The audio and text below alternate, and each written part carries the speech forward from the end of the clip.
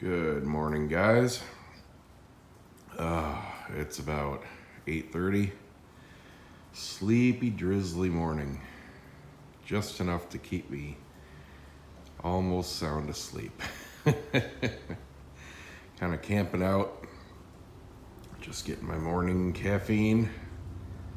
Bikes are getting a free wash. Left them out last night. Hoping it would rain. It was drizzling while I was working last night. Waiting for the garbage guy. I can hear him in the neighborhood. I hear the air brakes. Just didn't want to put the boxes and everything out in the rain.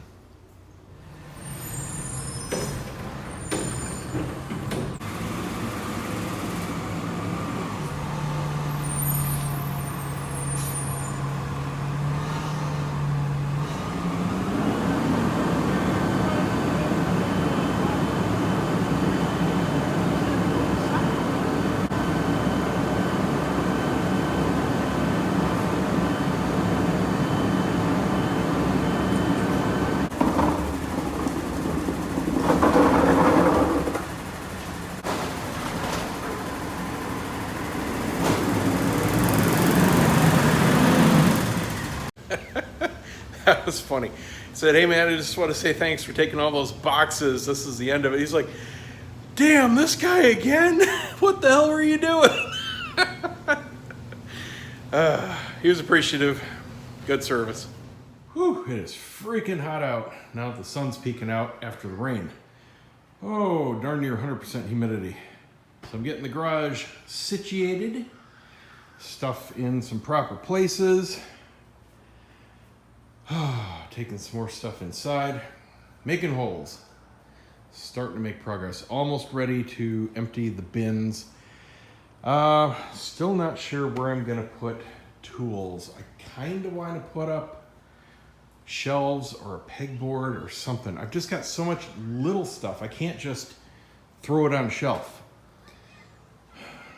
Not exactly sure what I want to do yet. This cabinet over here I'm kind of using for stuff that we're not going to be touching, if ever. Excess paint, air mattress. You know, this will just be like storage. And stuff I actually use, tools and such, are going to go over here. This is like the active side. That's a good spot for the ladders, and paint was down there. That's a good spot for the shop vac. Got a whole bunch of big tools in this bin, and it's just too big to fit in the shelves. I would have to use this extra tall one I put down here. Don't really want to waste it on that bin, so I may just take everything out and scrap the bin. Yeah, just kind of thinking out loud here. I'm really gonna miss that tool room, because that's where I could throw all my crap. All the charcoal I put inside, I'm gonna have to rethink how I buy that stuff. Without a place to just put huge amounts of stuff like this is, I don't know, 40, almost 200 pounds of charcoal. And I bought more. I bought a whole carload. When it goes on sale, like Father's Day, Labor Day, that kind of stuff, it'll go 50% off at Home Depot and sometimes Walmart. For the big 20 and 22 pound bags, I stock up. I buy the whole year's supply at once, but not anymore. The closet is overfilled. So I'll use this up, and that'll be the last time I buy carloads of charcoal. I'll just get one at a time from now on. Well, with it completely disgusting out, I'm going to switch back to working in here and see if we can't work out this electric mess. Not looking forward to it. Very frustrating, but have to get it done. Okay, so here's what I've found through testing. I'm almost there. I'm just working on one last problem. So what I found is number 2 from the top is the input. Number 1 on the bottom is a continuation run. It first runs over to the patio panel and then continues on and ends in the master bath. I found both of those leads. I had this box wired correctly. So it's working fine. With continuation run powered, everything out there is completely normal. I found the one lead coming into the bathroom. That's just 2 single switches. That'll be completely fine too. I'm sure I had that wired right also. So I was right in my thought that the switch basically had everything running through it. It was switching the continuation run for both rooms. And when everything turned on, it overloaded. So that's when everything just went completely haywire. So now I know where my input is. I can wire things up. I haven't yet tested all the leads. I don't know what this top number 1, 3, and 4 go to, but I know that they go to that light, those lights, and the fan. Which is which, don't know. I don't really care. So I'm just gonna wire them up in series. I can rename the switches, so it doesn't matter what goes where at all. However, what is boggling me right now is this number 2 run on the bottom. I have no idea where it goes. I've got it energized right now, and I cannot find the end. The only thing I'm guessing it goes to is the switch for the fireplace. I don't know if that's wired on this lighting circuit or if it's on the outlet circuit, because those are completely separate. I'm used to a room being on one circuit, the lights, the switches, the outlets, but this house has all the lighting separate from all the outlets in each room. So it's kind of weird. And I can't get a sniff through the switch. I guess I could take it off just to verify. That's no big deal. But that's my only thing I'm missing so far, is where that run goes to. It doesn't go to any continuation runs of the boxes, and these are the only 3 rooms on the circuit. So that's the only thing I can think of. I guess I'll pop that off now and we'll see. Oh, and thank you to those that suggested putting the screws in all the same orientation just to make things look better. You're absolutely right, it did. I obviously took all the panels back off, but I had them that way. I was going to put on all the nice screwless bezels, like the ones that come in the remotes for all the Caseta switches, like this. So they're super clean and they just snap. It's a 2-piece. Looks great. I mean, that's a fantastic look compared to the screws. I mean, the screws are fine, but you know, if you can get rid of them, here's a comparison. That versus that. I mean, that's just more clean and modern. However, oh my God, these stupid trim panels are more than a switch. It would cost me over $300 to do the house just to get rid of screws. That is ridiculous. I can't stomach that. So I'm just going to turn all the screws the same way and call it a day. If somebody wants to pay me $300, I'll go ahead and put those on. No thanks. By the way, the big cost is in the multi-gangs, the 2, 3, and especially the 4. You're talking $25 per panel for a 4. Ridiculous. Well, 2 things. Number 1, this switch is not high voltage. It's its own separate low voltage line. So this is just part of the fireplace. And that's not where that line goes. Still baffled about where it goes. I'm 99% certain it was just in here direct wired, not to one of the original switches. I mean, it was through the switch just to have power, but it wasn't being switched. So I guess I'll just leave it connected like this, and whatever it's connected to gets power. It may be a dead line. There are options in this house that aren't used. For example, this is wired for a pool, and there's a huge pool circuit out there not used. The line is run, the breaker's in the box, but no pool was installed, so nothing's at the end of it. This may be something else. You know, maybe there was, I don't know, another light, another fan, something that whoever built it didn't go for. Not a clue. But it's not doing anything that I can find. And I've tested everything I can touch. So let's button it back up and see if it works. And I got it. Yeah, I never would have figured this out without this tool. This is crazy. Okay, so what they did, this number 3 run on the top is split. They're using one Romex, and what they did is use one wire to switch the light and the other wire to switch the fan. So that leaves that one run. I just have no idea what it was for. That's what was throwing me. I figured they ran one run for the light and one run for the fan, but they put it all in one, and then that other is just a ghost.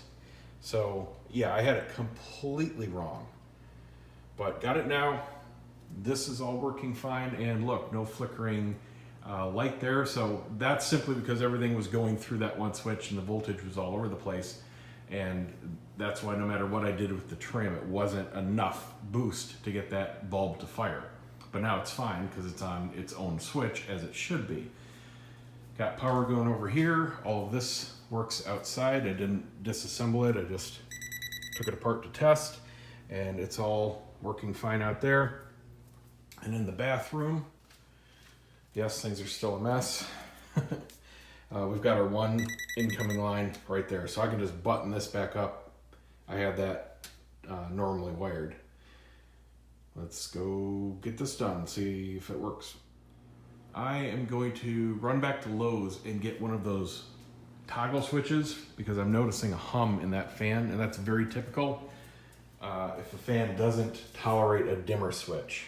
So I'll just get one of these and that'll solve that. This one's nice and quiet, but it's just not quite the right juice coming through the dimmer. I don't know if you can hear it, but it's like a wah, wah, wah, wah. And that wasn't there before, so I know it's a switch.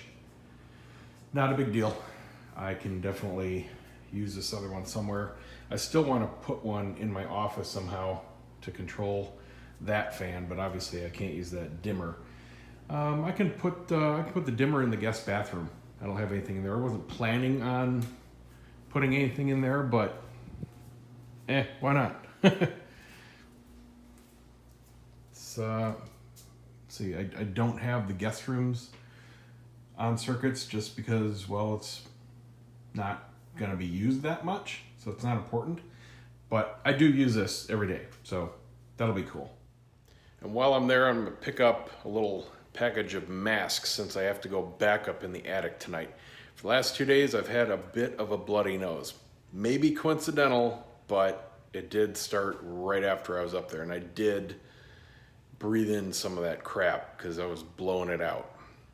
Before I leave, I'm going to swap out the rest of my new floor mats and my new gas cap. We'll see if that code goes away on its own or not. Complete success, at least in the wiring part. So now with this toggle switch installed for the fan, reaches full power immediately and silent. That humming is completely gone. And stupid me forgot to get a second one for this fan. I've still got this on the dimmer circuit. It's got the same issue. That's the light. It slowly comes up, but it really doesn't like that dimmer. It's got a really loud hum going. It's barely kicking, you can see. Fans just need that toggle switch. So back to freaking Lowe's. Success in the bathroom. Got the main lighting and the shower lighting. Turns out the bulb above the tub here is burned out. So that's why that's not coming on, but we never use it. This is just for the dog basically. And it's plenty bright in here with all those LEDs I put in. We don't need a light above this.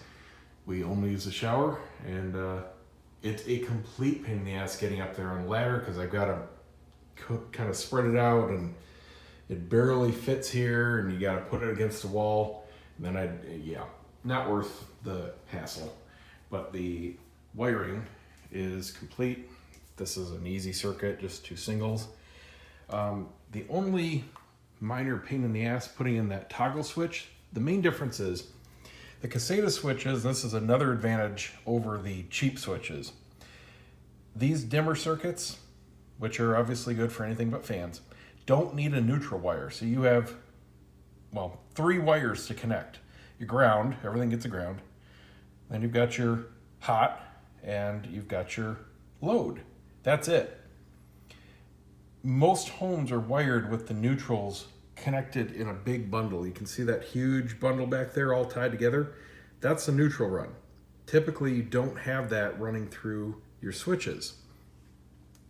When you put in the toggle switch, it does require that neutral connection into the switch. So you've got to dig out that and run the one additional wire to that bundle. So a little bit of a pain in the ass because you've got to undo a lot of stuff to get to that neutral wire usually, and then shove it all back in. But that's the only difference between the dimmers and the toggle is the neutral.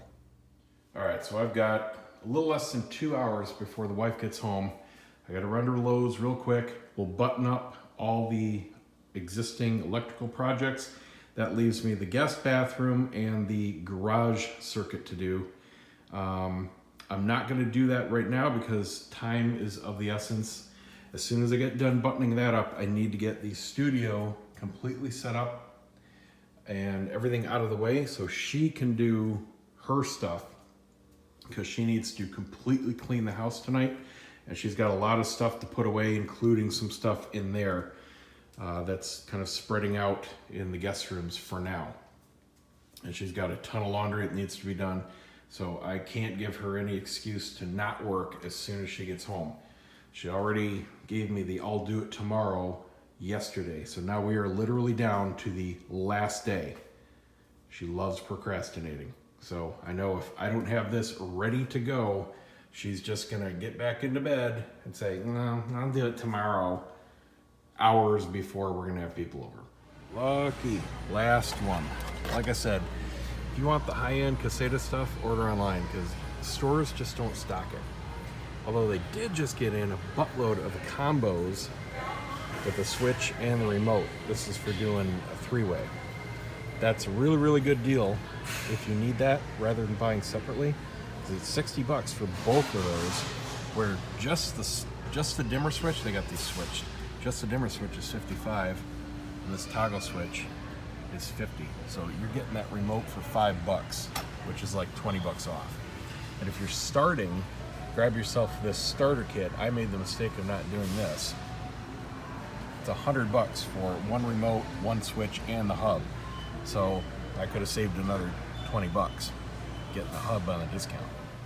All right, got my code cleared. I got the little Bluetooth dongle plugged in under there. Had to download and buy the software. They don't tell you that's another $10, but the app actually works really well. It's got a lot of information on it. It's got Bluetooth and Wi-Fi connection, so it works with a lot of different dongles. And if you got a motorcycle that has an OBD2 port, you can stick it in there, and you see a lot of stuff real time, all different kinds of stats about the engine and the power output and all your, if you don't have a full set of gauges, you see all the stuff in there real time. So it's pretty cool. We're going to dinner. All right, back from dinner and shopping. Wife just had to get some stuff. My energy level is dropping. It's almost 9 o'clock. She wants another towel hook installed in the bathroom. I'm gonna do that right now. I've got the studio almost set up. Got my lighting situated, got every major piece in place, just have some cleanup work to do real quick. Got a little bit of similar cleanup work in my office. Those will be done. Then for me, it's just finishing up the garage. Definitely have at least an hour left, and I still have to do up there. I'm gonna save that until I'm done in the house, because I'm gonna be covered in fiberglass and sweat again. I do have masks sitting up there. She's gonna start supposedly cleaning. She started doing laundry, so we'll see. I told her she has to get it done. Tomorrow I gotta go shopping for food and prep all that. I'll be making a bunch of steak and bacon wrapped shrimp kebabs and garlic smashed potatoes and all that good kind of good stuff. Whoever shows. Unfortunately, there is a big Halloween party for a lot of her friends, so only a few said they could make it over here. That's okay. Like I said, tomorrow is just a test run for next Saturday when I've got the big herf. So this is just working out any kinks, you know? And I think I'll have probably 4 or 5 people show up. Totally fine. Just a small little test party, that's all this is. But it's still my hard stop of getting the major stuff done. I think the only thing left I will have for next week, as far as new stuff to do, is the garage door opener and accessories. Other than that, it's gonna be tweaking what's around here and, you know, probably some little stuff, but nothing major. So, doing this, wrapping up the studio, wrap up my office, sweat my ass off again, and then we'll finish up the night with the garage. One towel, loop, hook, no, it's not a hook, ring, there we go. Went on the same way as the hooks, same brand. She added this shelf here for her stuff. Taking a break, doing her grocery shopping for the party tomorrow. Okay, mostly beer shopping. All right, last project for the night. I got some more speaker wire, and what I'm gonna do to make this run easier and to give myself some extra length, because I was using the one speaker run that they had here in the house, but it's too short. It'd be fine if you put the speaker right there, but it's going out here, and I don't want it just stretched across like that. I don't want it tucked up neat. So I'm going to use this existing line as a feeder, and I'm going to tape both a new speaker line and the new sub signal line to the end of it. I'm going to pull up this wall to feed them up and have the wife gently feed the lines into here, and then I'll have her gently pull through this end and pull out about 10 feet of both through here, and that will be just fine. Up into the attic we go. Whee! Okay, 2 things. The attic, even though it's still hot, way better at night without the sun up. Big, big difference. I'm talking 30, 40 degree difference. 2, much better with the mask. Being able to breathe through my mouth and not feel it coming in and coughing up there. Another big bonus. The run went fine. I'm gonna finish cabling and final setup in the morning. See you guys tomorrow.